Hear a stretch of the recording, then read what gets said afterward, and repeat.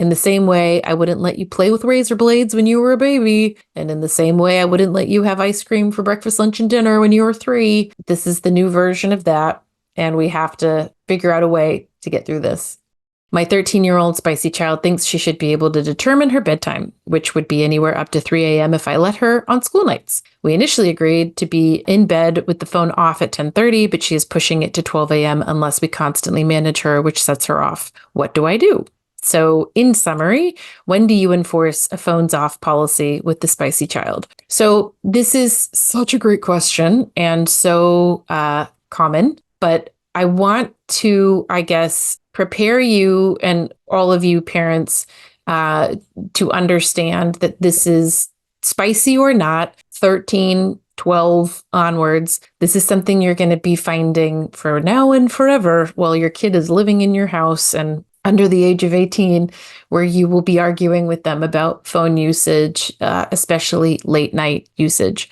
Why? First of all, the developmental purpose of the teenage years is to individuate. That's the technical term we use in psych babble land. Individuate means pulling away from my parent, becoming my own person, becoming an individual, figuring out who I am, what I am. Do I want to have the same religion as my parents? Do I want to dye my hair blue? Do I want to be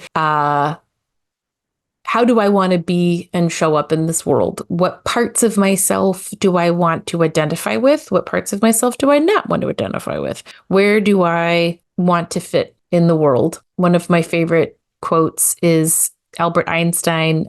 If a fish judges its ability on climbing a tree, it will live its whole life believing that it's stupid. And I use the fish monkey analogy all the time in a million different contexts, but I want to bring it up, I guess, in this context, because that's often, I think, a big experience that a lot of teenagers have is whatever they are, let's say they're a fish, it will feel like the teenage years, they become a monkey. Like it'll feel like they just are a completely different person.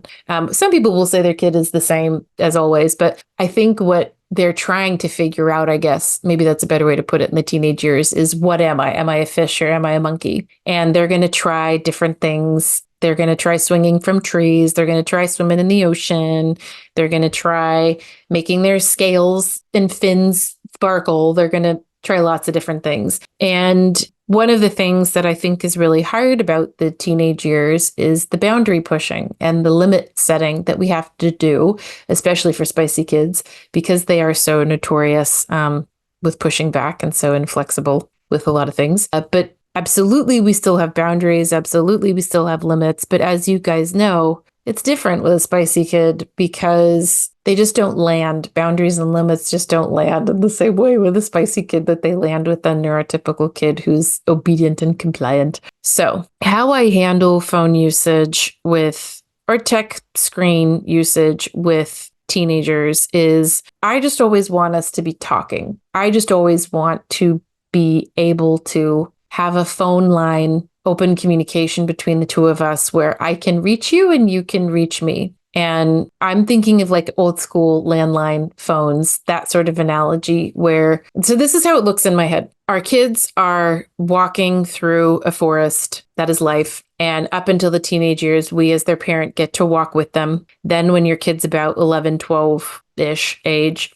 the joke I always make is you get fired. And you have then the opportunity to reapply for your job. However, this time your job is now called consultant. I hope that you get hired. That is my dream, that you will be hired as a consultant for this child for the years of 12, 11, whenever you got fired onwards, so that you can do the teenage years with them. That's how it feels to me of what the experience looks like. If you get hired as a consultant and they are letting you in, asking you questions, consulting with you on things, it doesn't look like how it looked for the last 12, 13 years, where you're walking alongside them. You have a lot of agency. You have a lot of ability to know what's going on. And what it feels like to me is you then go to this different realm. So there's this path. I want you to visualize like a river or like a riverbed, so your kid is down in that walking through the dense forest and you are then up on like a ridge, like a monorail, and you are walking on the ridge and maybe you got one parent or, one caregiver here and one on the other side. So you both are going to see different things because you're on different sort of platforms as you walk alongside your kid, but you have a bird's eye view and you're looking down and you're watching them go through the forest. And sometimes you can see them. Sometimes there's so many trees, you can't really see what's going on, but you periodically are able to check in with them and you just keep walking along. And then periodically there is a little orange like call box. And you might get there and it's already ringing and you answer it and it's your kid and they're asking you questions about whatever you are consulting on. Or you get to the phone box and you want to call them and go, hey, I'm noticing there's some smoke coming from your campfire. What's up? Why is your fire looking like that or whatever? Or that tent, it looks like you have a hole in your roof, whatever. My dream is one that you are allowed to call on those orange call boxes, that they appear, that your kid answers the phone when you call, and that they call you. I am hoping that it's reciprocal, that it goes both ways, that they need you sometimes for consulting and they are willing to take your calls. This is what a lot of parents say to me too, is what it feels like, because they're like, but I want to call and I see an orange phone box up ahead and I want to run and call. And I'm like, well, yeah, you can run up ahead and you can call, but they're still going to be back here. So they're not going to be where you are. So we have to pace ourselves and go at the pace that our kid is going. And sometimes you pick up the phone to ring and they don't answer it on the other end. And sometimes they call you, but you're not there yet and you didn't get there in time to answer the call. So in this scenario of a kid using their phone late at night, well into the night, it's a bit of a tricky situation because I don't know exactly what's going on down in the forest. I don't know exactly what's happening for her. I can only go by what she tells me. Well, how do I get her to tell me more of what's going on? I have to be connected to her. I have to have influence rather than management and, ruling with an iron fist. I need to have a safe, connected relationship with her where she will feel safe to tell me what's going on and why she needs to have her phone so late at night. Ideally, she'll tell you. And one of the things that has come out so many times when I used to work with teenagers was what was going on for their friends was often the catalyst or the thing behind why they needed to have their phone late into the night, why they had to have it all the time, was some story to the effect of roughly like this. They'll say to me, when I saw teenagers, this is what they would say to me. Susie, my best friend, is suicidal or self-harming or has stuff going on. And she calls me at 10 p.m. or 11 p.m. and she says, I'm going to die if you don't talk to me or answer my calls or whatever. I need your help. And so I feel like I am complicit in that. If I don't answer her calls or help her, I don't have a choice. I have to. I can't tell my parents because the kid has said to me, don't tell anyone. And I don't want them to get in trouble. And I don't know what my parents are going to do, but that's the real reason why I am needing to have access to my phone late into the night. And I share this story. This may not be what's happening for your daughter, but I share this story because it's a common one. I've heard it a lot of times from kids. And what the parents then said to me, because sometimes the teenager would give me permission to share this story with their parents and say something to the effect of, this is what's going on, but they didn't know how to broach that with you. And they didn't want the kid to get in trouble or you to get mad or whatever. And the parents are often like, well, it's so nice to know that that's what's going on, because here I thought my kid was just being really disrespectful and not listening to the rule and honoring what we agreed on. But now that you explain that, it makes total sense. I can see why they're having such a hard time navigating this and why it would be so hard to turn off their phone and not be on it anymore past, 10 or whatever. But also that kid needs help. That kid needs support. And my teenager shouldn't be playing therapist for this other kid. That's a lot of pressure on them. So my point is, there's something going on for your daughter or her friends or something that is making her feel that compulsion that she needs to be there, be available, FOMO. I don't know what it is, but there's something else that's going on. I want to find out what that is. I can't find out what that is if we're disconnected. I can't advise her on what to do with that if we're not connected. So that's why always I preach connection, connection, connection, but massively I preach it in the teenage years, because this is when the stakes are a lot higher. This is when they're making lots of mistakes. And I want to be a consultant in that leadership team who is advising on things to do and not to do. And the only way I will still have access as a consultant is if we're connected. So instead of going the hard yards of like, this is the time and whatever, I just keep going back to, how would you handle this if this was a partner? How would you handle this if this was a roommate? Because it's the same kind of thing. Stick with me for a second. If you had a partner or a roommate and we agreed that we were going to have dinner together at 7 o'clock every night, and Monday is my night and I'm going to make dinner. So I come home, I buy the things, I make it, and then 7 o'clock, where are you? 8 o'clock, you've not called. I canceled my. Do you see what I mean? Like, we had an agreement and we said we were going to do the thing, and then you didn't sort of hold up your end of the bargain. If you walked in as my roommate, it's probably not going to work if I just start blasting you. Why are you in late? We said we were going to have dinner. What would be, I think, more productive is if I said, hey, are you okay? Because I know you respect me. I know that we had said we were going to do dinner at 7. So I know for you to not let me know what was happening or that you weren't going to show. Something must have come up or you totally forgot. But yeah, I just want to know if you're okay and what happened. And then you might say, oh, I got stuck at work, or I totally forgot, or I got a flat tire, whatever. But do you see how by me starting the conversation with the most generous interpretation, not attacking you, not telling myself a story of you always do this, whoa, whoa, whoa, by not doing any of that, I then create this space for you to be open and honest and tell me what's going on, because I'm not going to punish you. I'm not going to shame you.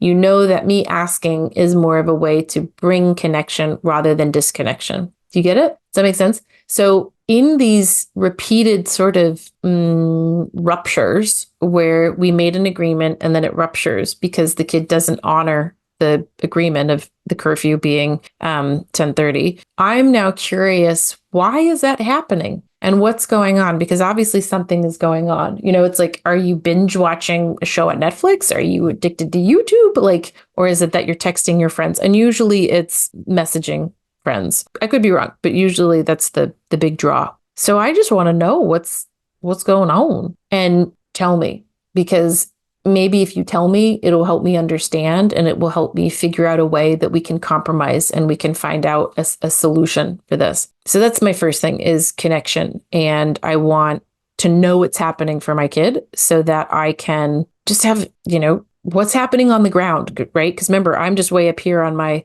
little rail along the forest. I don't really know what's happening on the ground. So you tell me what's happening on the ground. That's the first thing. Then if we're connected and they're saying, whatever the reason is of why they need to stay up later, I will honor and respect that and say, I hear you. That makes total sense. I can see why you want to have your phone till midnight, or you want to have it till 3 a.m. And whatever the reason is, I'm not saying I agree with you. I'm saying your feelings make sense. And I can see how your logic at 13 years old checks out at 13 years old. And remember, spicy kids, spicy brains are usually developmentally 3 to 5 years behind their peers in terms of their executive function.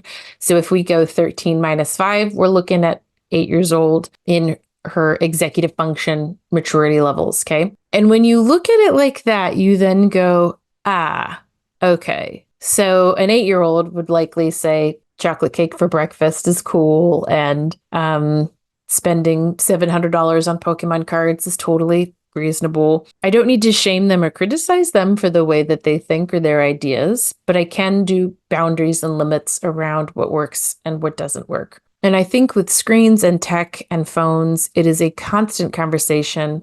It changes every day. It's something we discuss every week. It is not a set and forget one conversation and then we're done.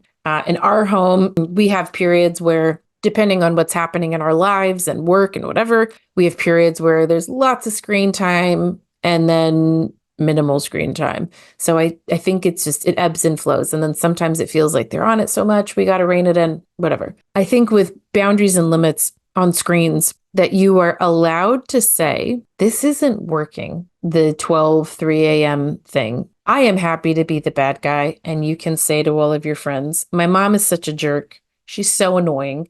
She's making me turn my phone off now at 11, 10, whatever. And they can insert the eye rolling emoji, whatever. I'm sorry I have to go, but my mom's taking my phone. And a lot of times I find with teenagers is they want that and they don't want that. They maybe don't admit it, but they'll say, thank you for me like having an out and you being the bad guy. I didn't know how else to say that to my friend who keeps messaging, but I'm always like, throw me under the bus any day. Happy to take one for the team. But saying to them that I still need to put some rules in here. I still need to put some sort of safety precautions and stuff in the phone tech usage, because part of my job as your parent is to keep you safe. And I know that one of the things that I need to protect and keep safe is your sleep. And I know that getting that many hours sleep, whatever, 3 a.m. until they have to get up for school, isn't enough sleep for your brain. And we have to figure out a different way. You're a smart kid. I know you're a good kid. And I know you want to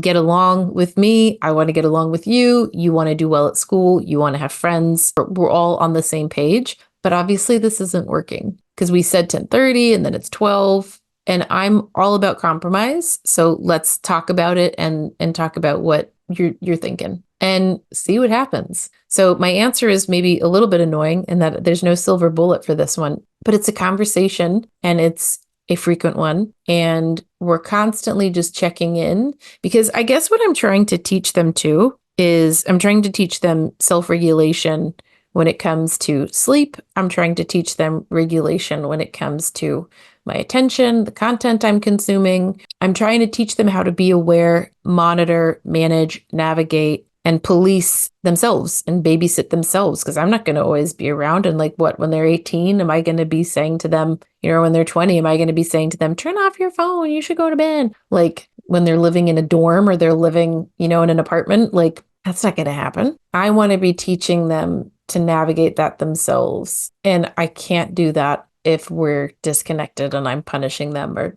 taking their phone away. So I think your initial agreement of saying the phone off at 10:30 is fair. And I would that's generous, I would say. And, I've had lots of parents over the years that say things like, oh, my kid says that all of their friends are allowed their phones overnight and they're allowed to be on their phones till 6 a.m. And I respond, cool. I am happy for them. How it works in our family is we got to do the stuff that protects your sleep and protects your brain. So, and currently what we're doing isn't working, right? And they might go, yeah, but it's working for me. It's not working for you. And I would laugh. I think I would laugh and keep it somewhat playful, because if we get stern and serious, they're just going to shut down and disconnect. So I would smile and go, yes, it is working for you in the short term, but it's not going to work for you in the long term, because of how this is going to impact your brain. And I know you don't want to hear it. And I know